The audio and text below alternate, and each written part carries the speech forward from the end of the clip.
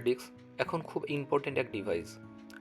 বিভিন্ন ধরনের ব্যাকআপের জন্য আমরা এটা ইউজ করে থাকি, কিন্তু সমস্যা হলো এর সংখ্যা যদি বেড়ে যায় তখন ক্যারি করতে অসুবিধা হয়ে যায়। আজকের আলোচনা এই এক্সটার্নাল ডিভাইস নিয়েই। চলুন শুরু করা যাক। দিন যত এগোচ্ছে আমাদের হার্ড ডিস্কের প্যাটার্নও চেঞ্জ হচ্ছে। হার্ড ডিস্কের জায়গায় এখন নতুন ডিভাইস এসএসডি থেকে এনভিএমই এসএসডি। এই যে ডিভাইসটা আপনি দেখছেন এটা হচ্ছে এনভিএমই অর M.2 এনক্লোজার।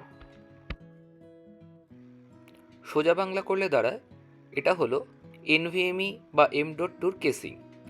আপনি বাজার থেকে যে কোনো ধরনের এনভিএমই বা এসএসডি কিনে এনে এই ছোট্ট খাপটির মধ্যে ভরে খুব সহজেই এটা এক্সটার্নাল ডিভাইস হিসাবে ইউজ করতে পারেন। বন্ধুরা দেখতে পাচ্ছেন এর সাইজ অত্যন্ত কম, যার ফলে একটি এক্সটার্নাল হার্ড ডিস্কের জায়গায় আরামসে 3-4টে ছোট এনক্লোজার আপনি নিয়ে যেতে পারবেন। আর তার থেকে বড় কথা হলো এটা পকেট ফ্রেন্ডলি।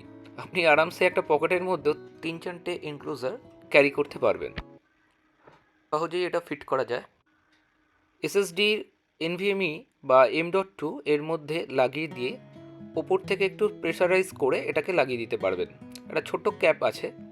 এনক্লোজারের ক্ষেত্রে অবশ্য স্ক্রু সিস্টেম রয়েছে, সেই কোম্পানির থেকেই দিয়ে দেওয়া হয়। সি টাইপের এর আউটপুট আপনি পাবেন। যে কোনো সি টাইপের কেবল এর সাথে প্লাগ ইন করে আপনি ডিভাইসের সাথে ইউজ করতে পারেন। যদি সি টাইপের আপনার পোর্ট না থাকে ল্যাপটপ বা ডেস্কটপের ক্ষেত্রে, সেক্ষেত্রে একটা ছোট USB টু সি টাইপের কনভার্টার ইউজ করতে পারবেন। এইভাবে পুশ করে আপনি এনভিএমইটা ক্যাপের ভিতর ঢুকিয়ে দিতে পারেন। এটা খুবই ইজি ওয়ে এটাকে ইউজ করার জন্য।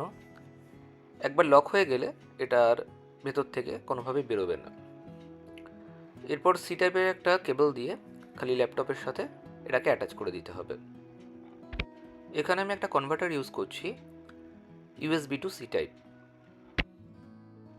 কেবলের অন্য দিকটা ল্যাপটপের সাথে অ্যাটাচ করে দেবো।